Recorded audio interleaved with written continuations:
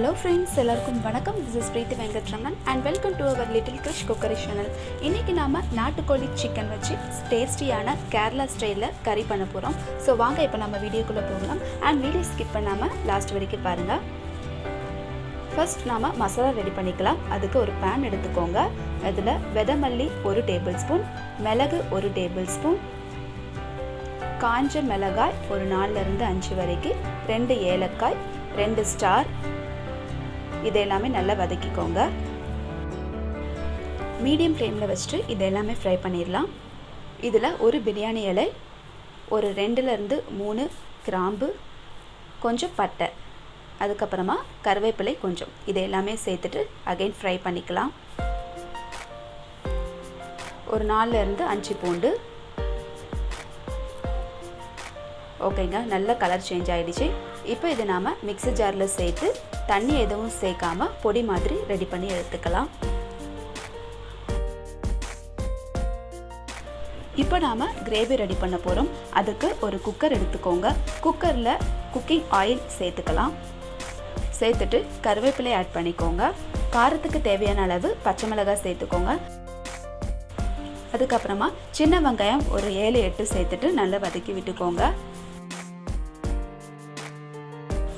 நான் 2 பெரிய வெங்காயம் மிக்சியில் போட்டு நல்ல பேஸ்ட் மாதிரி ரெடி பண்ணியிருக்கேன். அதை சேர்த்து வதக்கிட்டு இஞ்சி பூண்டு பேஸ்ட்டு கொஞ்சம் இதையும் சேர்த்து நல்லா வதக்கி விட்டுறலாம். தக்காளி ஒரு 2 பெரிய தக்காளி, அதையும் நான் மிக்சியில் போட்டு பேஸ்ட் மாதிரி ரெடி பண்ணியிருக்கேன். அதை சேர்த்துடலாம். And 1 tablespoon chilli powder, 1 tablespoon coriander powder, கொஞ்சம் மஞ்சள் தூள், இது எல்லாமே சேர்த்துக்கலாம். சேர்த்து இது கூடயே நல்லா வதக்கி விட்டுட்டு நாம் பொடி பண்ணி வச்சுருந்த அந்த மசாலாவையும் சேர்த்து இது கூட வதக்கி விட்டுறலாம். இப்போ இதில் தண்ணி எதுவும் சேர்க்க வேண்டாம். இதில் நாம் கழுவி வச்சுருக்கிற 1 கிலோ நாட்டுக்கோழியை சேர்த்துட்டு இது கூடயே நல்ல அந்த மசாலாஸ் எல்லாமே மிக்ஸ் ஆகிற மாதிரி விரவி விட்டுக்கோங்க. 1/2 டம்ளர் வாட்டர் சேர்த்துட்டு தேவையான அளவு உப்பு சேர்த்துட்டு நல்லா விரவி விட்டுக்கோங்க. இன்னும் கொஞ்சம் தண்ணீர் சேர்த்துட்டு நாம் இதை டேஸ்ட் பார்த்துட்டு ஒரு 4 ல இருந்து 5 விசில் வர வச்சு எடுத்துக்கலாம். நாட்டுக்கோழி சிக்கன்னால் கொஞ்சம் இது வேகிறதுக்கு டைம் எடுக்கும். ஸோ 5 விசில் வர வச்சு எடுத்துட்டா கரெக்டாக இருக்குங்க. இந்த கேப்பில் நாம் தேங்காய் விழுது ரெடி பண்ணிடலாம். இது சேர்க்கும்போது கூடுதல் டேஸ்ட்டு கிடைக்கும் அண்ட் கிரேவி கொஞ்சம் திக்னஸாக இருக்கும். ஸோ ஒரு துண்டு தேங்காய், கசகசா கொஞ்சம் சேர்த்துக்கலாம். நான் பாதாம் அண்ட் பிஸ்தா இது ரெண்டுமே பாலில் ஊற வச்சுருந்தேன். அதையும் இது கூட சேர்த்துடலாம்.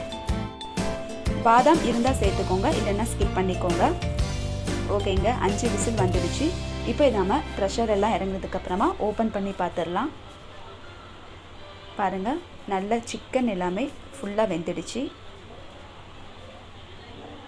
சூப்பரான நாட்டுக்கோழி சிக்கன் கிரேவி ரெடி ஆகிடுச்சு. லாஸ்ட்டாக நாம் தேங்காய் விழுது ரெடி பண்ணியிருந்தோம்ல, அதை சேர்த்துட்டு கொஞ்சம் ஒரு கொதி வர விட்டு எடுத்துக்கலாம். ஒரு டேஸ்ட்டுக்காக 1 டீஸ்பூன் பெப்பர் பவுடர் சேர்த்துட்டு கொஞ்சம் கொத்தமல்லி இலை சேர்த்துட்டு இதை இறக்கிடலாம். அவ்வளோதாங்க, செம டேஸ்டியான கேரளா ஸ்டைல் நாட்டுக்கோழி கறி, அதாவது கிரேவி ரெடி ஆகிடுச்சு. இதை நீங்கள் சாப்பாடு, தோசை, இட்லி இந்த மாதிரி எது கூடனாலும் சைடிஷாக யூஸ் பண்ணி சாப்பிட்டீங்கன்னா ரொம்ப டேஸ்டியாக இருக்கும். ஸோ நீங்கள் கண்டிப்பாக இதை ட்ரை பண்ணுங்கள். ட்ரை பண்ணிவிட்டு எப்படி இருந்ததுன்னு கமெண்ட்ஸில் சொல்லுங்கள். இந்த வீடியோ உங்களுக்கு பிடிச்சிருந்தா உங்கள் ஃப்ரெண்ட்ஸ் அண்ட் ஃபேமிலிக்கு ஷேர் பண்ணுங்கள். மறக்காமல் எங்கள் சேனலுக்கு சப்ஸ்கிரைப் பண்ணுங்கள். தேங்க்யூ ஃபார் வாட்சிங். Enjoy your day.